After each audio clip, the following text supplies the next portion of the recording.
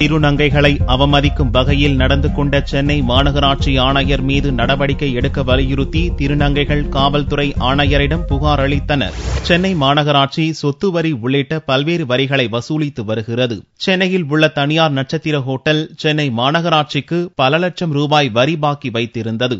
இதை வசூலிக்கும் நடவடிக்கையாக கடந்த வெள்ளியன்று திருநங்கைகள் மற்றும் திருநம்பிகளை அனுப்பி ஹோட்டல் முன்பு ஆடி பாடி அதன் தொடர் நடவடிக்கையாக வரி வசூல் செய்யப்பட்டதாக கூறப்படுகிறது. திருநங்கைகளின் கௌரவத்தை குறைக்கும் வகையிலும் மனித உரிமை மீறலாகவும் மாநகராட்சி ஆணையர் செயல்பட்டதாக குற்றம் சாட்டி அவர் மீது நடவடிக்கை எடுக்க வலியுறுத்தி காவல்துறை ஆணையரிடம் திருநங்கையர் திருநம்பிகள் உரிமைக்குழு சார்பில் ஞாயிறன்று புகார் மனு அளிக்கப்பட்டது.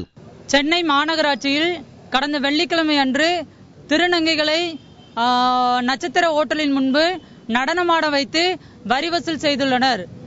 இந்த நிகழ்ச்சியை நாங்கள் திருநங்கையர் திருநம்பியர் உரிமைக்குழு சார்பாக வன்மையாக கண்டிக்கிறோம். ஏனென்றால் திருநங்கை சமூகம் இப்பொழுதுதான் மேலெழுந்து முன்னேறி கொண்டு வந்து இருக்கிறது.